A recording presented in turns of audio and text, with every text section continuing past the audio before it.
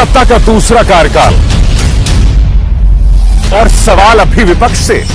सवाल तो उससे होगा जिसके हाथ में ताकत हो, जिसके हाथ में पुलिस हो, संस्थाएं हो और मीडिया जिसके सामने नतमस्तक हो। सवाल तो उससे होगा ना। हम लेकर आए खबरों का एक ऐसा शो जिसमें सवाल होंगे सीधे, बेलाग और बेबाक उनसे जो सवालों से बचते हैं, जिनके हाथ में ताकत। अब हमारे हर एक हॉस्पिटल में बहुत ही सस्ते दाम पे तीनों मील्स की सुविधा अटेंडेंट्स के लिए, ब्रेकफास्ट और डिनर हम बहुत ही सस्ता, जस्ट नाम के लिए 5 रुपया लेंगे, लेकिन उनको पूरी तरह से अच्छा खाना हम उनको खिलाएंगे ताकि वो लोग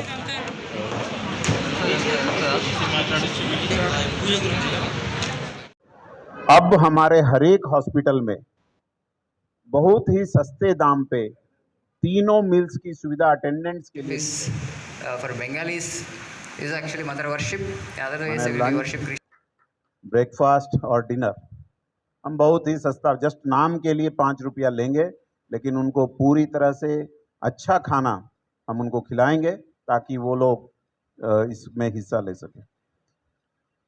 मेरे बोलने का ये मतलब है कि माँ दुर्गा की कृपा से हम लोग बहुत सा चीज़ यहाँ कर पाते हैं, और मैं आप दोनों हाथ जोड़ के माता को नमस्कार करता हूँ और ये प्रार्थना करता हूँ कि उनका आशीर्वाद, उनकी कृपा आप पे, आपके प्रियजनों पे बनी रहे।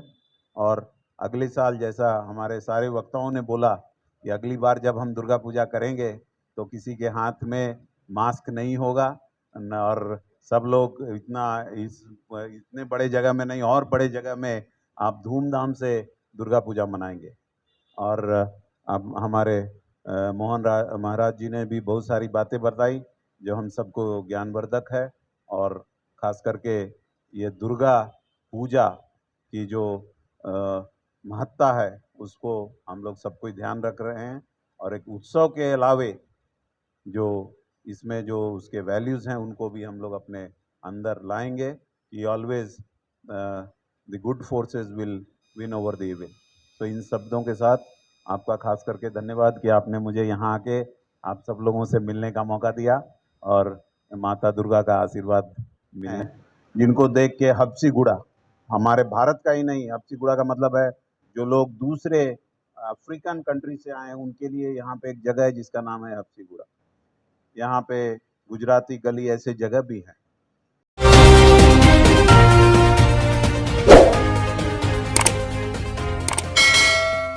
जो ये साफ दिखाता है कि हम सब मिलजुल के रहते हैं और हर एक त्यौहार में सब लोग मिलजुल कर हिस्सा लेते हैं।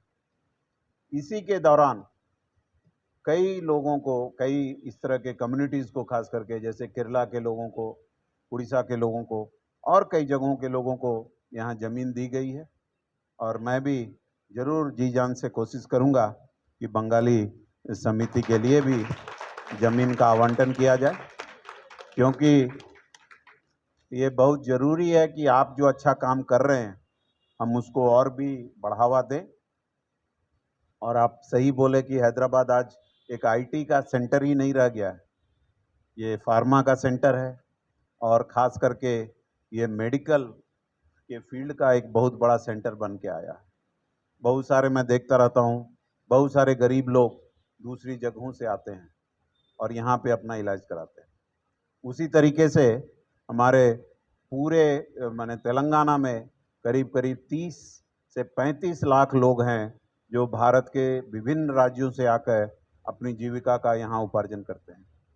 वैसे लोगों को मदद करने के लिए अगर हम आपको ज़मीन देते हैं तो ये बड़ी सुविधा होगी। और इसी बीच में कुछ दिनों पहले, कल ही हमारे चीफ मिनिस्टर साहब से हमने जब बातचीत किया तो हमने 2 प्रोग्राम उनसे मंजूरी ली, और वो जैसा आप बता रहे थे उसी के लाइन में है। एक प्रोग्राम ये है कि हर एक हमारे यहाँ पे हैदराबाद में 18 गवर्नमेंट हॉस्पिटल्स हैं बड़े।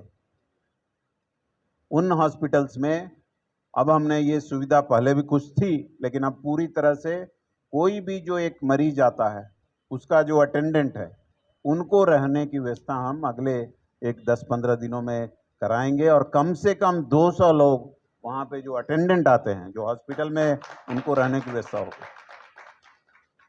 और इसमें क्या हमने देखा कि कौन लोग जो गरीब लोग हैं वही हमारे हॉस्पिटल्स पे आते हैं। अमीर लोग तो कहीं बड़े हॉस्पिटल्स में चले जाते हैं। वो अगर उनका कोई ट्रीटमेंट ले रहा है तो उनके घर वाले बगल में कोई हॉस्पिटल में कोई होटल में रह लेते हैं। इन लोगों को रोड पे सोना पड़ता है। खाने की भी बड़ी माने सुविधा नहीं रहती है और खर्चा भी बहुत होता है। एक तो जब वो बीमार पड़ते हैं और उनको देख